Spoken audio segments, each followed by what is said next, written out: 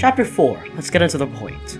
Chapter 4 talks about the fur trade, specifically the 5 different phases of the fur trade, which the first one is, no duh, the early fur trade. The early fur trade started with cod out of all things. The French, British, Spanish, and the Portuguese fished off the east coast for fish, when news about new land spread. The British came ashore to set up stations to dry their fish, and other Europeans, such as the French, came ashore more to refresh water supplies. This led to the first encounters with an indigenous person, one of the first on which was by the French of a man of the name of Jacques Cartier. Once the encounters became more and more frequent, the Europeans and the First Nations established trade. The relationships regarding the indigenous people and the Europeans were doing steadily at this phase of the fur trade. Two indigenous groups were partners with the French in this time period, the Stadacona and the Mi'kmaq.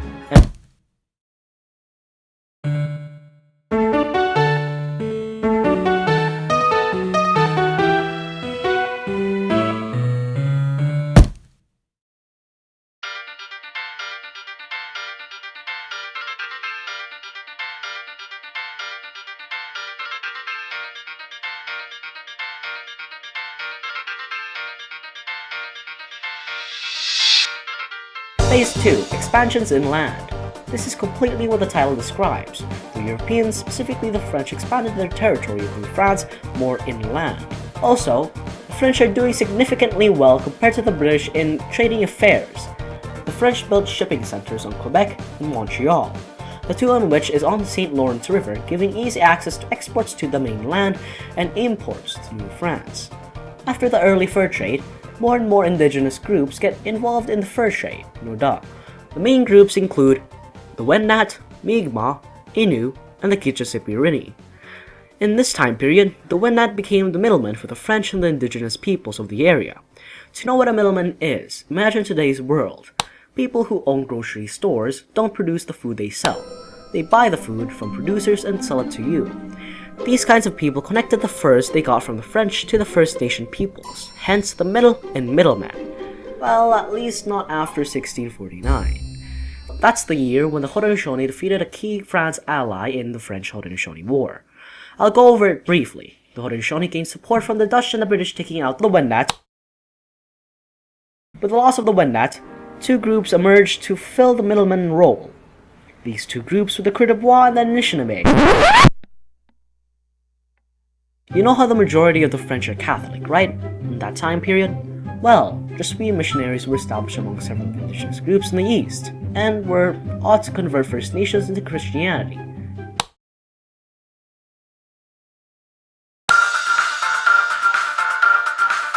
Phase 3, Rival Networks. Britain established the monopoly Hudson's Bay Company in the year of 1670. This new competitor in the fur trade sparked a rivalry between the British and the French. Also, if you don't already know, the Hudson's Bay Company took place around what is called Rupert's Land. Monopoly couldn't run without a middleman, however. The British monopoly needed a partner to work as the middleman for the HBC. These partners were the Cree and the Coda. On the French side of things, after the Haudenosaunee defeated the Wendat, the French needed a way to be able to trade with the First Nation peoples further west. They hired people called voyageurs. They go by canoe and travel between settlements. They avoided rapids by making a portage. Portage is the practice of carrying watercraft or cargo over land, either around an obstacle in a river or between two bodies of water. Which reminds me that the territory of the fur trade both is starting to expand further west. The French is just touching the eastern side of what is now Saskatchewan, and dipping down to the Great Lakes. The British is around the Hudson Bay still. Francophone and Scottish Métis start approaching in this phase of the fur trade. Phase 4, the drive west. As the title suggests, the Europeans were driven west due to resource depletion in the east, and of course, the economic competition of the fur trade. New France, well, bad news, you're a British colony now. Since New France is now under British rule, the monopoly of the British, HBC, was the only place you can get your fur trade goods. Due to this, merchants were a bit angry and took over the trade network of Montreal and later formed the independent Northwest Company. Northwest as in northwest of the Great Lakes, yeah. Voyagers, traders, and freighters of the fur trade are like, we need long-lasting food so we can go west without starving. Hey guys, I found this thing called pemmican from those Indians. It's meat with berries crushed together and could last for a long time. What do you think? so, a trade in pemmican formed.